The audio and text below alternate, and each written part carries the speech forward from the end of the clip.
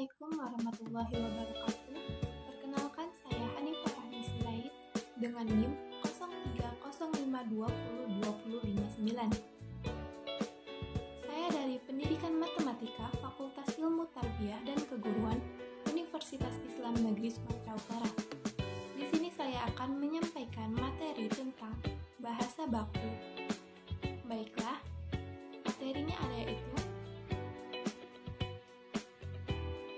pengertian bahasa baku. Bahasa baku adalah varietas bahasa yang berkontras dengan bentuk-bentuk vernakular atau termasuk dialek, geografis, dan sosiolek. Bahasa baku diterima di masyarakat sebagai peranti komunikasi, publik, dan formal, seperti dalam perundang-undangan, surat menyurat, dan rapat resmi. Dalam pengertian lain, bahasa baku adalah bentuk bahasa yang telah mengalami proses standarisasi, yaitu tahap menegakkan tata bahasa dan kamus normatif. Penetapan bahasa baku biasanya melibatkan kodifikasi norma kebahasaan, dan sistem ejaan, serta penerimaan konvensi ini oleh khalayak umum. Selain dua tersebut, ada juga pengertian bahwa bahasa baku adalah bahasa yang mempunyai setidaknya satu varietas standar. Menurut definisi ini, istilah bahasa baku merujuk kepada keseluruhan bahasa, bukan kepada bentuk bakunya sendiri. Di Indonesia, varietas baku tidak cocok digunakan untuk segala keperluan, tetapi hanya untuk komunikasi resmi, wacana teknis, pembicaraan di depan umum, dan pembicaraan dengan orang yang dihormati. Di luar keempat penggunaan itu, umumnya dipakai bahasa yang tidak baku. Pengaruh bahasa daerah dan bahasa asing. Sebuah artikel menyatakan, dalam Undang-Undang Dasar 1945, dinyatakan bahwa bahasa negara adalah bahasa Indonesia. Penggunaan bahasa Indonesia sebagai bahasa pengantar dalam pendidikan pun diatur dalam pasal 33 Undang-Undang Nomor 20 Tahun 2003 Sisdiknas. Undang-undang tersebut menyatakan bahwa bahasa Indonesia sebagai bahasa negara menjadi bahasa pengantar dalam pendidikan nasional. Bahasa daerah dapat digunakan sebagai bahasa pengantar dalam tahap awal pendidikan apabila diperlukan dalam penyampaian pengetahuan atau keterampilan tertentu. Bahasa asing dapat digunakan sebagai bahasa pengantar pada satuan pendidikan tertentu untuk mendukung kemampuan berbahasa asing peserta didik.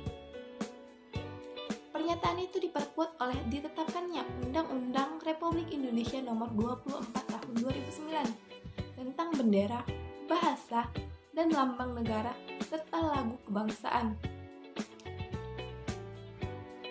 Undang-undang ini menyatakan bahwa bahasa Indonesia wajib digunakan sebagai bahasa pengantar dalam pendidikan nasional. Pernyataan yang kemudian timbul adalah bagaimanakah cara sekolah mengatur prioritas pengenalan dan pembelajaran bahasa Indonesia kepada anak di tengah keberadaan bahasa lainnya atau bahasa daerah dan bahasa asing dalam kehidupan sehari-hari, baik di lingkungan sekolah, rumah, maupun masyarakat umum. Di Indonesia, penggunaan bahasa berhadapan dengan keberadaan bahasa Indonesia, bahasa daerah, dan bahasa asing. Biasanya anak pada awalnya akan terpapar pada bahasa ibunya. Bahasa ibu adalah bahasa pertama yang dikenal oleh seorang anak melalui ibunya. Di Indonesia, bahasa ibu dapat berupa bahasa daerah, mengingat bahwa Indonesia memiliki lebih dari 600 bahasa daerah. Bahasa ibu dapat pula berupa bahasa Indonesia. Bahasa asing merupakan bahasa yang kaidahnya, kadang-kadang aksaranya dan konsepnya sama sekali berbeda dari bahasa Indonesia. Seperti bahasa yang diajarkan sebagai bahasa yang sama sekali belum dikenal oleh anak. Semua diajarkan, pelafalannya, kosakatanya, tata bahasanya, situasinya, bahkan cara menulisnya pun diajarkan untuk bahasa tertentu. Misalkan, bahasa Arab, Jepang, Mandarin, Korea, dan sebagainya. Di Indonesia, situasi kemampuan berbahasa anak-anak bervariasi. Seorang anak dapat disebut sebagai seorang yang monolingual, artinya menguasai satu bahasa, bilingual artinya menguasai dua bahasa, atau seorang yang polyglot, menguasai lebih dari dua bahasa.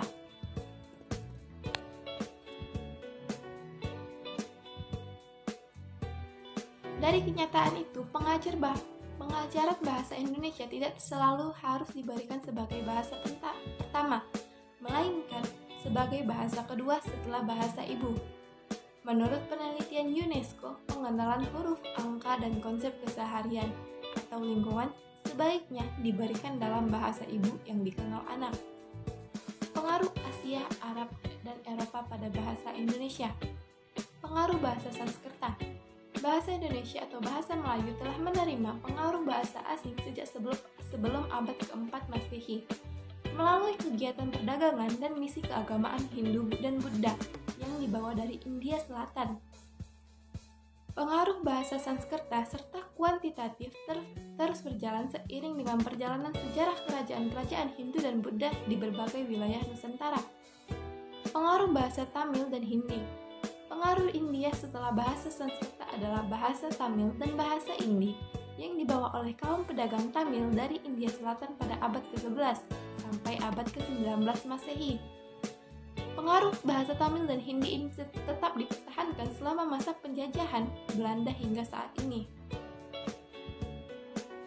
Pengaruh bahasa Cina. Bangsa-bangsa Asia berkebudayaan tinggi dan menguasai jalur perdagangan antara bangsa tidak hanya datang dari India, tetapi juga datang dari Cina. Hubungan kaum pedagang Cina dengan bangsa Melayu sudah terjadi sejak abad ke-4 Masehi. Pada abad ke-13, pemukiman orang Cina pertama muncul di Jawa. Dalam pergaulan perdagangan tersebut, banyak kosakata bahasa Cina Hokkien diserap ke dalam bahasa Melayu, khususnya berkaitan dengan peralatan, perumahan, dan kuliner. Pengaruh bahasa Arab. Pada akhir abad ke-13, datanglah pengaruh bahasa Arab yang dibawa oleh kaum pedagang dari Teluk Persia dan India Islam dari Gujarat. Mereka tidak hanya berdagang, tetapi juga menyebarkan agama Islam dan memasukkan bahasa Arab ke dalam bahasa Melayu. Salah satu bukti sejarah adalah ditemukannya prasasti Trengganu yang berasal dari tahun 1303 atau 1386 atau 7 berbahasa Melayu yang juga berisi bahasa Sanskerta dan bahasa Arab. Pengaruh bahasa Belanda. Sejak tahun 1618, Perhimpunan Perusahaan Belanda di Indonesia yang bernama atau disingkat VOC lebih memilih bahasa Melayu sebagai bahasa administrasi, perdagangan, dan penyebaran agama Protestan ketika berkomunikasi dengan tokoh-tokoh pribumi. Meskipun sebelumnya bahasa Portugis, Belanda, dan Melayu sudah digunakan sebagai pemeluk agama Protestan. Pengaruh bahasa Portugis. Sepanjang abad ke-16 dan ke-17, bahasa Portugis menjadi bahasa perhubungan di Nusantara untuk kepentingan perdagangan dan penyebaran agama Kristen. Fungsi bahasa baku. Secara umum, fungsi bahasa baku ada 4. Yang pertama yaitu pemersatu. Pemakaian bahasa baku dapat mempersatukan sekelompok orang menjadi satu kesatuan masyarakat bahasa. Kedua yaitu pemberi kekhasan. Pemakaian bahasa baku dapat menjadi pembeda dengan masyarakat pemakai bahasa lainnya. Yang ketiga yaitu pembawa kewibawaan. Pemakai bahasa baku dapat memperlihatkan kewibawaannya pemakaiannya. Yang keempat yaitu kerangka acuan. Bahasa baku menjadi tolok ukur bagi benar tidaknya pemakaian bahasa seseorang atau sekelompok orang. Ciri-ciri bahasa baku. Yang pertama, tidak dipengaruhi bahasa daerah. Yang kedua yaitu tidak dipengaruhi bahasa asing. Yang ketiga bukan merupakan ragam bahasa percakapan. Yang keempat, pemakaian imbuhan secara eksplisit. Yang kelima, pemakaian yang sesuai dengan konteks kalimat. Yang keenam, tidak mengandung makna ganda atau rancu. Yang ketujuh, tidak mengandung arti pleonasme. Yang kedelapan, tidak mengandung hiperkorek. Contoh kata baku dan non baku. Contoh kata baku saya, tidak bakunya gue. Kata baku merasa, tidak bakunya ngerasa. Kata baku ayah, tidak bakunya bokap. Kata baku anak itu menangis, tidak bakunya anak itu nangis. Kata baku kami bermain bola di lapangan, tidak bakunya kami main bola di lapangan. Kata baku itu benar, tidak bakunya itu adalah benar. Kata baku kesempatan lain, tidak bakunya lain kesempatan. Kata baku banyak guru, tidak bakunya tidak banyak guru-guru. Kata baku bagaimana, tidak bakunya gimana. Baiklah, itulah materi dari saya tentang bahasa baku. Terima kasih sudah menonton video ini. Sampai jumpa.